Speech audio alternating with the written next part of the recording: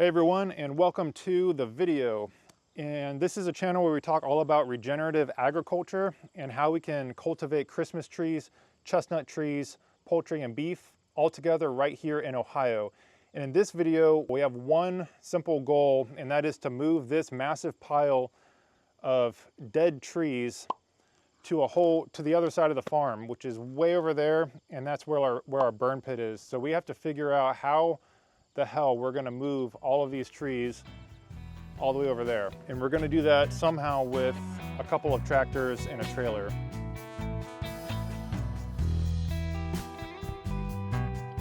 This is a pretty unusual farm chore for us. This is not something that we're doing regularly, but it's still one of those things that just has to get done.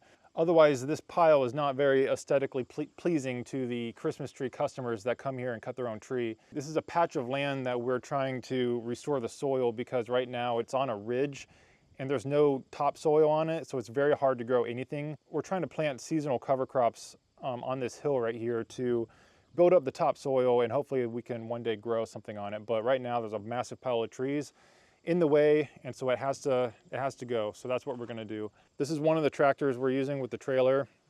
This is the other one that Kevin's on, and this one we have forks attached to the bucket. This one is smaller, so it's a little more nimble, and we're gonna need the horsepower on that one because of how we plan to unload the trees, which I'll show you guys in a second. So all these trees we cut down earlier this spring, and so they've been here a good while. There's a lot of overgrowth, and there's probably a ton of things living inside of here. And I'm kind of wondering how many, what kind of creatures are gonna come running out once we disturb them a little bit. But okay, so we pulled one tree out already, and this is what it looks like. It's kind of interesting because all the needles on all the trees have fallen off, so they're just like bare skeletons. And they look very strange, but there's just a bed of needles on the ground right now. Make a sweet Halloween tree. And Kevin was saying earlier that there's probably a ton of ticks. It seems like tick heaven, so actually he mentioned that I need to uncuff my pants, so I'm gonna do that. The plan is to use this ratchet strap and connect it to the first tree that we load into the trailer. Here I'm trying to figure out how to connect the strap to that first tree. I initially thought to just set the tree on top of the strap and then loop it around.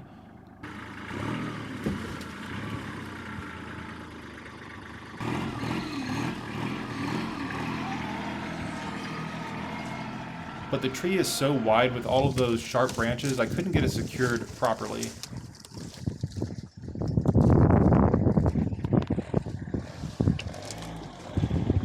So instead we set the tree down first, then I reached through all of those stabbing branches and managed to wrap it around the tree trunk and get it nice and tight.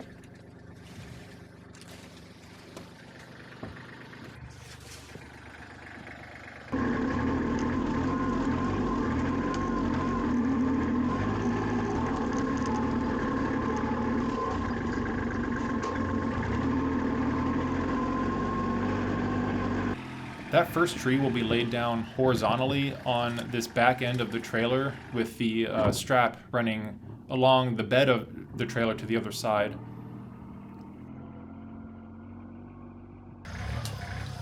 Then we'll pack this trailer with as many trees as we can using the forks on the other tractor.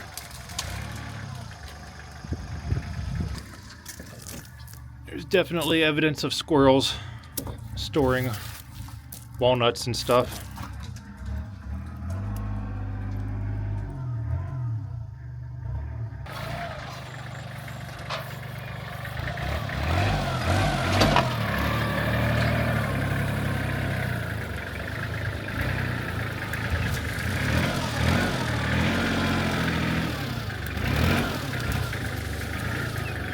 I haven't seen any critters come flying out yet.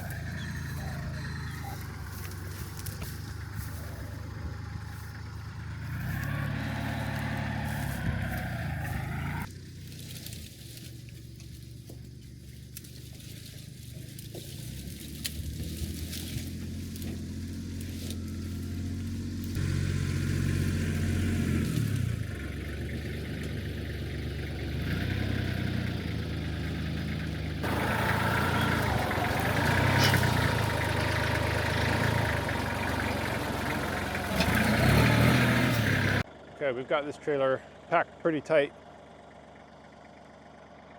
Do I have room over in that corner? We have barely made a dent in this pile, and we've only done one trailer load, so that's a little disheartening. This is gonna take a while.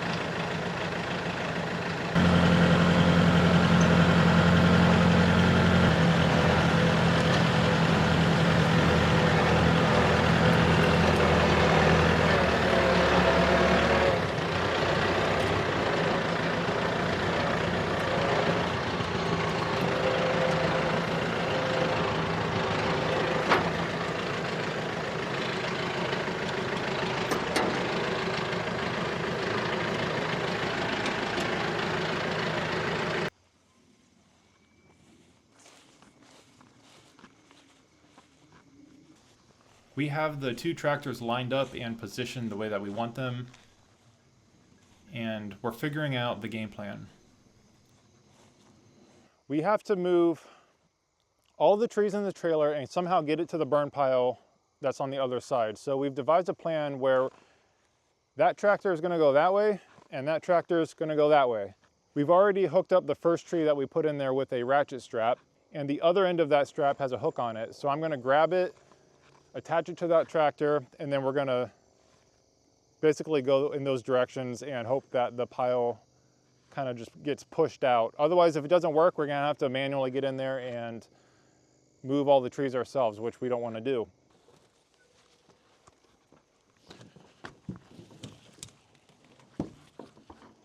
All right, despite what I said earlier, this is the hook that we're going to hook up to the tractor, and this one's actually going to stay as an anchor while this one moves forward rather than going in opposite directions. All right, Set that camera back in. ready to give this a try? Yeah.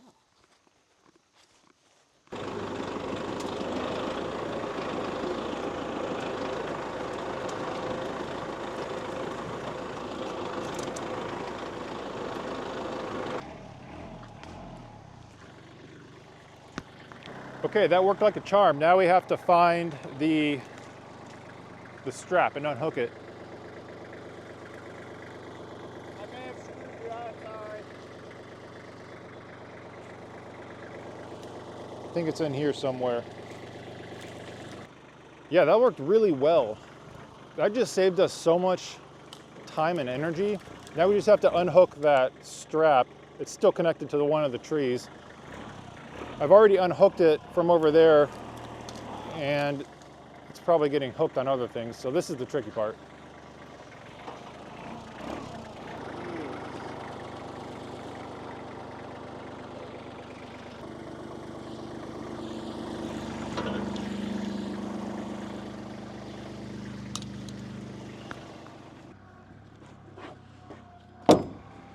And now the strap is back in the trailer, ready for the next load. And now Kevin's using the bucket to just scoop everything up and compress it into a pile.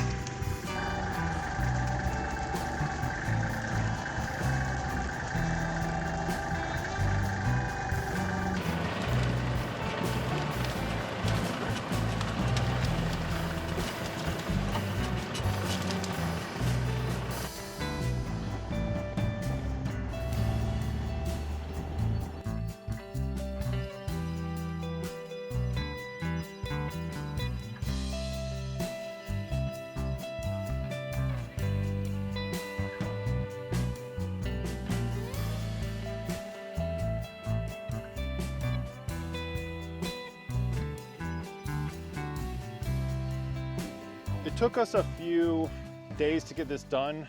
And by days, I mean a couple hours in the evening. But this is actually a part of a larger project that took us all summer, actually all spring and all summer, and we just now finished this. And one reason that we had to cut all of these giant trees down, there's actually a couple of reasons. Mainly because we don't have the market where we are to sell those large trees. They get to a certain point where it's kind of difficult to find the clientele and the customer base for a 12 to 16 foot tree. Most people buy 8-foot trees, and the other issue is that they tend to grow into each other. So when they reach a certain point, they get really wide, and then that affects the growth of the tree next to it. So we made the decision to cut them down because they're kind of taking the spot of another tree that we definitely can sell once it reaches about 7 or 8 feet tall. And so for a combination of all those reasons, they had to go. And it's kind of a shame because when we do sell those large trees, we can sell them for a premium price. And we tried to do that last year, but we didn't have a lot of success. So, and I think that's it. We're gonna burn the pile and call it a day. If you made it this far into the video, be sure to like it and subscribe to the channel. That really helps us out. And I'll see you guys in the next video.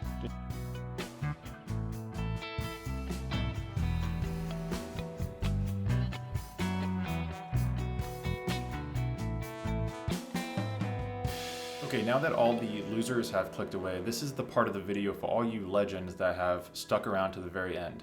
I wanted to let you know that 98% of all farmers in the US, including us, rely on income from outside of their farming operations.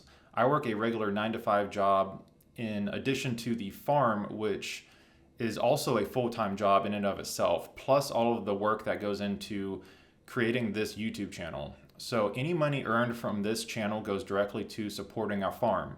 And outside of liking this video and subscribing to this channel, there are a number of ways that you can support us.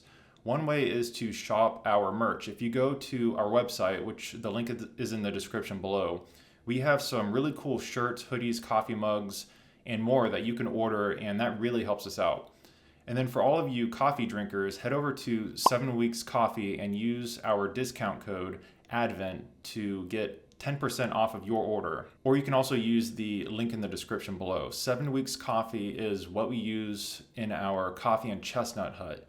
Because they are faith-based, they have a great mission, and their Dominican blend is sourced from regenerative farms. So it's organic, direct trade, the whole 9 yards. If you use our link or the discount code Advent, you get a discount, we get a kickback, it's a win-win. So thank you to all of the legends who watch this video and support this channel. It really means a lot.